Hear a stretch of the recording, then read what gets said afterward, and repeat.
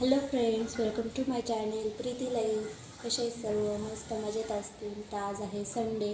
Sunday special सरांचं वेगवेगळं routine चालू असेल. कोणी सुट्टीचा एन्जॉय घेत असेल, विकेंडचा एन्जॉय घेत असेल, कोणी विकेंडला बाहेर गेलं असेल फिरण्यासाठी. भरपूर काय म्हणजे प्रत्येकाची वेगवेगळी जर्नी आहे आणि त्या जर्नीनुसार माणूस चालत असतो. बरोबर आहे ना? तर खरंच माणसाची प्रत्येकाची वेगळी जर्नी पाहिजेच आहे का? प्रत्येकाची सेम जर्नी पाहिजे? नाहीच पाहिजे. तर आजपासून मी म्हणजे आता माझं मार्च एंड म्हणतात ना, मार्च महिना किंवा मार्च एंड वर्षाचं सगळं लोड असतो मार्च महिन्यात. सगळे विकेट वगैरे पण सुट्ट्या भेटत नाही आहे. असं भरपूर साऱ्या काही गोष्टी होत्या ते. तर पालथी मी बसले होते पण जास्त वेळा बसता येते, पायावरून येते. तर नाही का भरपूर साऱ्या गोष्टी असतात. तर त्याला आपल्याला सामोरं जावं लागतं मार्च महिन्यामध्ये. तर बँकेचे कारभार वगैरे चालू असतात. तर माझा पण मार्च महिना असाच गेला. तर मी 5 तारखेला गावाकडे गेले होते मार्च महिन्यामध्ये. आता दीदीची जे मुलगी आहे, जे बाळ आहे ते 1 महिन्याचं होईल, सॉरी 1 महिन्याचं होईल 5 तारखेला. आणि मग तिकडून आले. मग माझं नाही का तिकडून आले, थोडेसे आजारी पडले आणि काही गोष्टी अशाच होत गेल्या. एक आठवडा असा, एक आठवडा तसा. आणि मग माझा अख्खा मार्च महिना नाही का काहीच करण्यात गेलं नाही. एक पण म्हणजे काय करणार म्हणजे माझं काम झालं. पण नाही का जे आपल्या स्वतःसाठी असतं ना, मी स्वतःचे वर्कआउट वगैरे करायचे ना, स्वतःसाठी काय 1-2 तास देत होते ना, ते मी मार्च महिन्यात एकदा पण दिला नाही. 10 मिनटं पण दिले नाहीत. माझा वर्कआउटच कसलाच झाला नाही. चालायला तर गेलेच नाही अख्खा महिना. म्हणून मग म्हणलं की नाही, की मला पप्पांचं वाक्य आठवलं. मी मार्च महिन्यामध्ये काय केलं की ह्या आठवड्यात नाही तर पुढच्या आठवड्यापासून मी चालू करते, ह्या आठवड्यात नाही तर पुढच्या आठवड्यापासून मी चालू करते. तर माझा अख्खा मार्च महिना हाच गेला. मला काल पप्पांचं वाक्य आठवलं नाही का, की कल कर ऐसे अभी कर, अभी कर ऐसे अब कर. नाही का आपण म्हणतो की उद्या करा, उद्या करायच्या ऐवजी तुम्ही आजच करा, आज करायच्या ऐवजी तुम्ही आत्ताच करा. असं काय आहे ते. चुकले असेल तर तुम्ही नक्की मला सांगा कमेंटमध्ये की तुझी म्हण चुकलेली आहे म्हणून.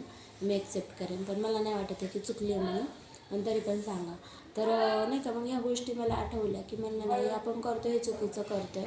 आपल्या स्वतःला वर्कआउटला देणं आहे म्हणजे आहेच आहे. कारण ते वर्कआउटला नाही दिलं तर वीक होत जाईल, बॉडी वीक होत जाईल. आणि मग कुठंच नाही का. आता माझं काम आहे, घरी बसूनच आहे, खायचं बसायचं काम करायचं आणि थोडंसं 1-2 तास रिलॅक्स व्हायचं. असंच चालू आहे काम. म्हणून मग म्हणलं की नाही, आता आपल्या स्वतःला काहीतरी इम्प्लिमेंट करणं खूप गरजेचं आहे. प्रत्येक गोष्टीत इम्प्लिमेंट करणं खूप गरजेचं आहे.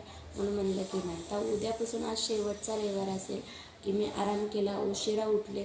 आता माझं रुटीन खूप छान होतं. 4:30-5ला मी उठायचे, वर्कआउट प्रॉपर करायचे. एवढी थंडी होती, म्हणजे अक्षरशः गाल उरले होते, तरी पण मी तेवढ्या थंडीमध्ये वॉकिंगला जात होते. आणि आता उन्हाळा लागला आणि ह्या गोष्टी व्हायला लागलेल्या आहेत. थोडंसं नाही का अंगामध्ये आळस यायला लागले.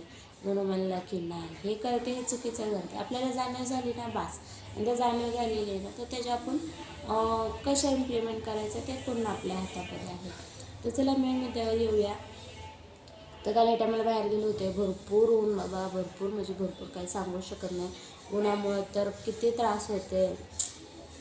ले कैरी आता मला शेजारीच ठेवलेली, तर आपण जाऊ खाऊ वाटेल तर एक फोड खात आहे.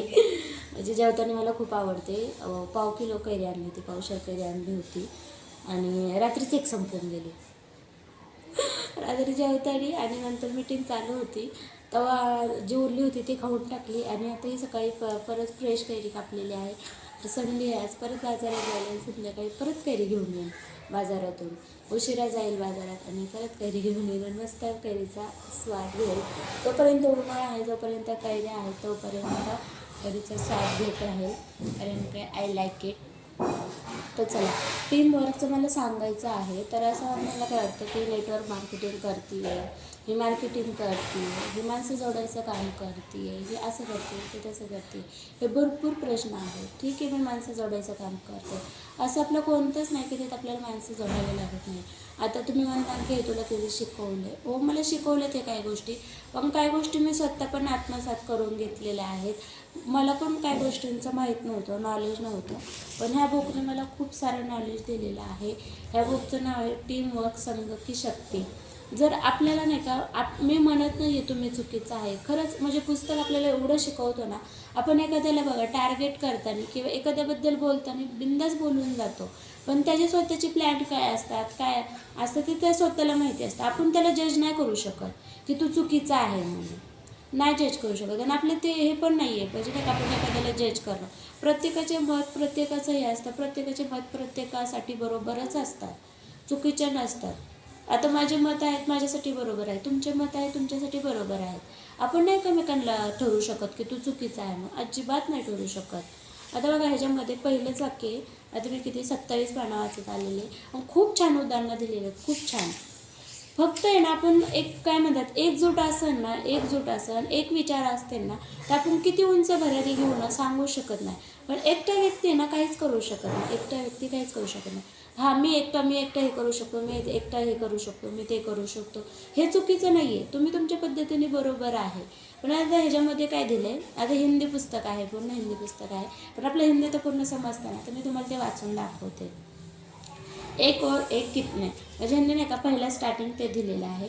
उच्च लक्ष्य प्राप्त करने का मंत्र है संग में कार्य करना. एक इंसान एक कहता है कि उसे संग की ज़रूरत नहीं है, उसका अर्थ यह नहीं कि वह गलत है. म्हणजे आता एक माणूस जरी बोलत असेल की मला संघा म्हणजे नाही का मला एका टीमची मला संघाची गरज नाही, मग काय तो चुकीचा आहे का? नाही चुकीचा, गलत है. बल्कि इसका अर्थ है कि उसका लक्ष्य बड़ा नहीं है, उसका लक्ष्य बड़ा नहीं है, वह थोड़े में ही खुश हो गया है. जैसे शंकर की शक्ति के बारे में पता नहीं है तो वह उसके लिए क्या कह पाएगा. जर त्याला काय अर्थच नाही माहिती संघाचा म्हणजे नाही का संघाचा टीमचा त्याचा अर्थच नाही माहिती, तर तो त्याच्यासाठी कामच नाही करू शकत आहे. असं ह्याच्यातून दिलं. म्हणजे मी कोणाला उदाहरण देते पण मला समजलं की मी ज्या टीमसोबत काम करते तर त्या टीमचा मला भरपूर सारा सपोर्ट आहे, भरपूर सारा मला बेनिफिट भेटत आहे, म्हणून मी टीमसोबत काम करते. जर मी ते एकटीने काम केलं असतं तर मला हा बेनिफिट आहे हा कधीच नसता भेटला. आणि जर आपण बघा एखाद्या कंपनीमध्ये आपण एम्प्लॉय म्हणून काम करतोय, ते कंपनी तेवढे लोकांना जॉईन करते, ते एक संघ तयार करते, एक टीम तयार करते आणि तेव्हा ती कंपनी चालू शकते, तेव्हा ती टीम काम करू शकते. म्हणजे ती आपल्याला तिथं कामाला ठेवते, बरोबर आहे ना. तसं इथं आपण जे काम करणार आहे ना टीमसोबत काम करणार, इथं आपल्याला कोणी कामाला नाही ठेवणार आहे, इथं आपल्याला ते शिकवणारच आहे, आपल्याला ते फक्त शिकायचंच आहे टीममधून. आणि त्या टीमचा आपल्याला कसा फायदा होतो, जेव्हा आपण ते काम करू ना तेव्हाच आपल्याला त्या माहिती होतात. जर कोणत्याच कंपनीने टीम नसते तयार केली, एम्प्लॉय नसते कामाला ठेवले, तर त्यांचं झालं असतं का? एकटी खूप मोठी कंपनी आहे ती एकटीच आहे, फक्त निवड एकच जो ओनर आहे तोच आहे, तो करू शकतो का एवढे सगळे कामं? नाहीच का नाही करू शकत. म्हणून प्रत्येक गोष्टीमध्ये संघ लागतोच, टीम लागतेच. हे करा. आता तुम्ही तू जोडायचं कामं करते नाही, ऑलरेडी आपल्याकडे लोक येतात हे फक्त माहीत पाहिजे. मला दुसरं काही जास्त बोलायचं नाही आहे. पण एक संघ असतो, एक टीमची ताकद आहे ना खूप वेगळी असते. यात कबूतरचं पण उदाहरण दिलं आहे. आणि आहे ना सर श्री बेस्ट सेलर्स पुस्तक विचार नियम के रचनाकार सर श्री की शिकाओं पर आधारित, हे खूप छान पुस्तक आहे. भरपूर सारे त्यांचे हे दिले, भरपूर सारे अशा प्रती आहेत ना, भरपूर आहेत त्या म्हणजे लायब्ररीमध्ये. त्यामुळे म्हणलं की मी हे पुस्तक वाचलं ना मग त्या पण प्रती घेऊन येईल. किती 124 पानाचंच आहे, जास्त नाही. मी वाचायला लागले ना की तास 2 तास तर कंप्लीट करून टाकेल, कारण की मी 100 म्हणजे नाही का 150-200 पानं काहीच वाटत नाही आता सध्याला.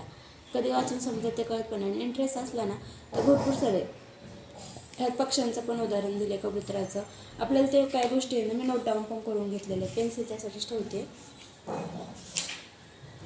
काही तसं टुगेदर वी कॅन,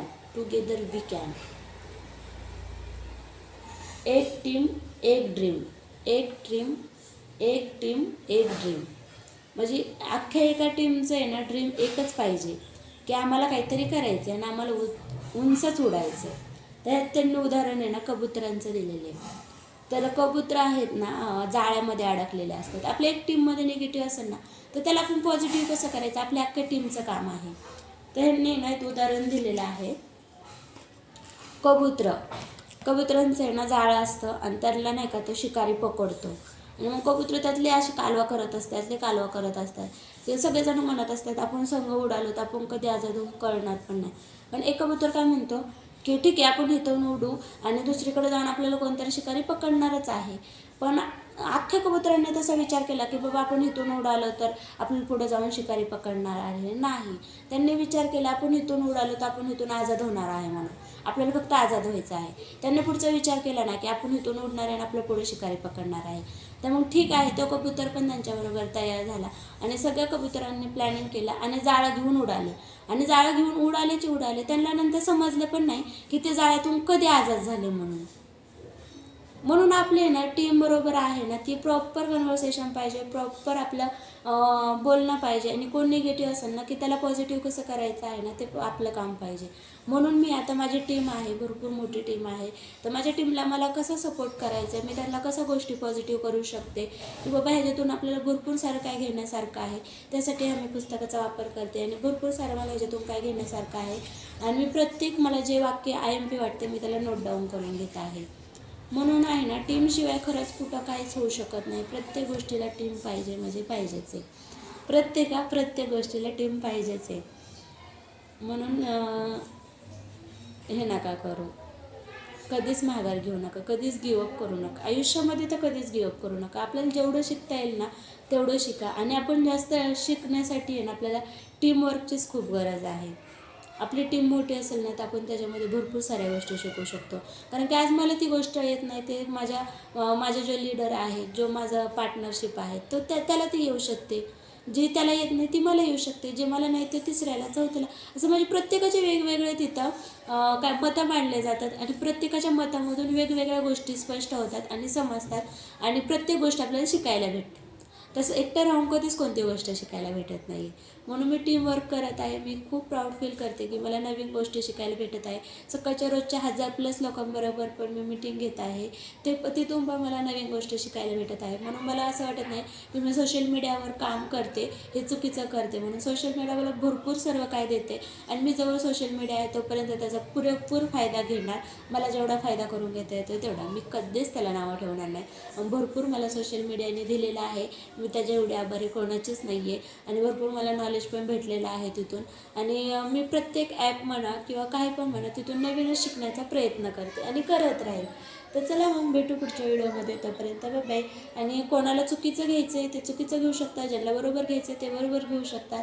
बस एवढंच मला सांगायचं आहे. व्हिडिओ आवडल्यास लाईक, शेअर, कमेंट्स करा आणि सबस्क्राईब करायला विसरू नका, लाईक करायला विसरू नका, कमेंट छान छान करा. प्रत्येक कमेंट्सला फीडबॅक भेटणारच आहे.